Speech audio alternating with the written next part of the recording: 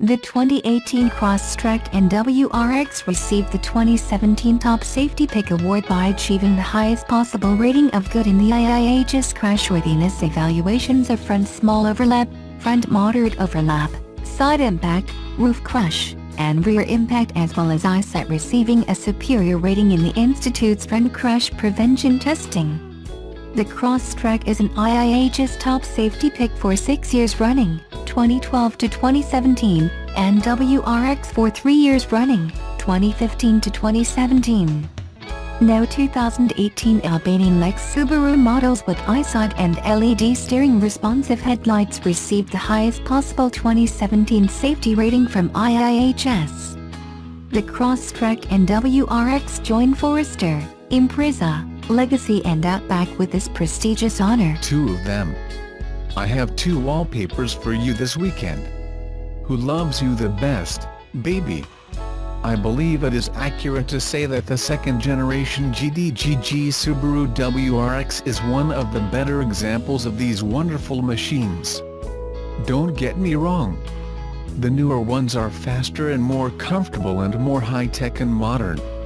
But the WRX from the early and mid-2000s, the first WRX to come to America, really nailed that street-legal rally car feel that you just don't quite get anymore. It is a good car. And photographer Eric Schaffhauser would know. This is his 2006 WRX wagon, and he's clearly taken it to some interesting places. You can see more of his work on Facebook and Instagram. And you should, because it's good stuff. Hit the expand symbol on the top left of these pics for full wallpaper-sized versions. Happy trails! Subaru South Africa has launched its new Impreza and XV in the earlier in 2017. Recently, Wheels 24 had the latter on test to find out what the second-generation high-riding crossover is like to drive on our roads. The all-wheel drive XV 2.0 IIHS CVT retails for R439,000 and is fitted standard with cornering headlights, keyless entry and push-button ignition, a 20 cm touchscreen infotainment system which includes sat-nav. You can also easily link your iPhone or Android device. The cabin is a great environment to be in. Comfortable, heated seats do a great job of keeping the occupants ensconced in comfort.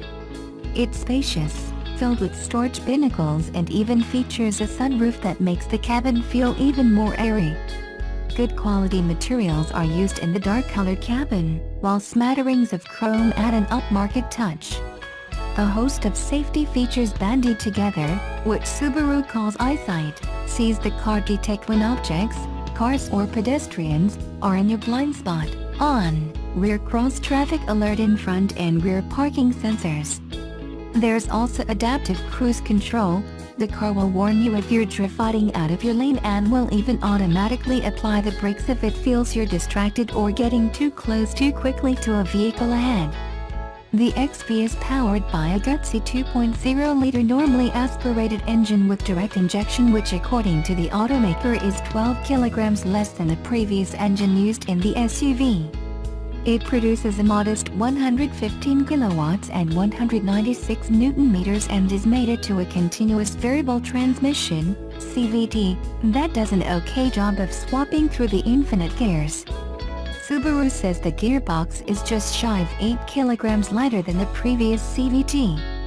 Some CVTs, in fact most, can feel as if they're slipping, but the team admittedly felt the XV's transmission performed admirably.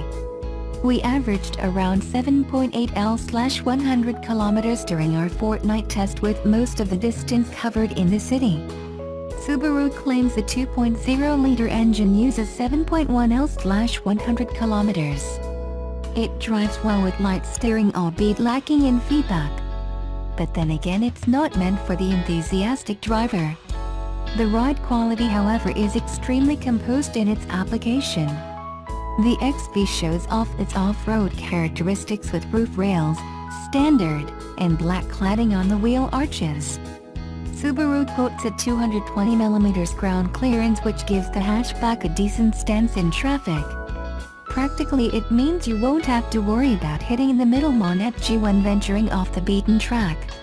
Its rugged appearance perhaps doesn't justify the smoothness of the car when driven in the city. At just shy of R440,000, the XV makes a compelling argument for a family looking for a vehicle that does a wonderful job of blending into a city slicker and able to tackle the beaten track. It offers a spacious package complete with a host of safety features. Subaru owners tend to retain their vehicles for a long period, and it makes sense when the XV is offered with a 5-year or 150,000 km warranty as well as a 3-year or 75,000 km maintenance plan. Nissan has been testing different vehicle-to-grid (V2G) systems, which enable electric car owners to use their car's battery pack to feed energy back into their home or grid, with the Leaf for years now. With the launch of the next-generation Leaf, Nissan now unveils a new EV ecosystem, including a scheme to offer free power to owners with the V2G system. Since Tesla launched the Powerwall, its home battery pack in 2015, several other automakers have launched similar products leveraging their electric car battery pack development. Mercedes-Benz launched its battery pack earlier this year, just like Renault earlier this summer, but Nissan's entry in the market is a little different.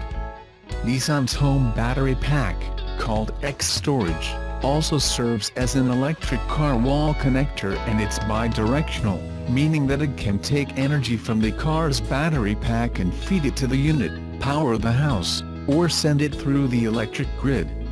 Nissan says that the home battery pack, which was developed in partnership with Eaton, has sold more than 1,000 units across Europe in just 3 months, with 5,000 units expected to be sold by the end of March 2018. Nissan expects to sell 100,000 home energy units by the end of FY 2020 in Europe. Using what they learned from test programs with those packs, including a trial with a fleet in Denmark last year, Nissan announced a plan to offer customers free power for its EVs. Using Nissan bi-directional charging, customers can draw energy from the grid to power their car or van and then sell back to the grid for others to use. This means, once a nominal charge has been paid by the business for the installation of a V2G charger, there are no fuel or energy costs. Just free power for your EV. Of course, this plan is highly dependent on market conditions, especially local electricity rates and time-of-use billing schemes. They are launching a similar program in the UK with OVO, and they are exploring other regions in Europe to offer similar programs. Paul Wilcox, chairman of Nissan Europe, said about the announcement in an event in Norway yesterday. Step by step we are removing any barriers to electric vehicle adoption, from infrastructure investment, to how people access the power itself. Over the coming decades, through our Nissan Intelligent Mobility vision, the electric ecosystem will transform modern life as we know it. But while the starting point for it is 100% electric vehicles like the new Leaf and ENV200, the impact goes much further. With fewer emissions, our cities and air will be cleaner. With more intelligent safety features, car accidents would be reduced dramatically. With better connections between vehicles and their surroundings, the school run or daily commute will no longer be clogged with traffic. And by letting people charge their vehicle in their home from each other, we can use our time and energy supplies more efficiently than ever. He also announced that Nissan plans to support the deployment of 1,000 fast chargers, CHAdeMO, in Europe over the next 18 months. Electrek's take. Vehicle-to-grid is a very attractive additional feature to have on an electric vehicle, but it has some drawbacks. For example, if someone is actually looking for a permanent home energy storage solution, it's just not it. You can't count on your car being available with enough energy capacity to serve as home energy storage all the time. That's where Nissan's solution is especially interesting, since its car's V2G system is actually combined with a home battery pack. which enables always some capacity at home. For backup power, especially in prolonged power outages, it's an interesting solution, but it's another matter for daily cycling when combined with solar energy or for grid services, which is another drawback. Long-range electric vehicle battery packs are optimized, or at least they should be, for weekly cycling. You can top the car off every night, but generally speaking, a full charge lasts a few days to a week for regular commuting. A home battery pack combined with the solar installation or to use for grid services cycles every day. Doing this with an electric car battery pack puts an additional strain on it that could accelerate its degradation. In short, it's a cool feature to have, but there are a few things to keep in mind.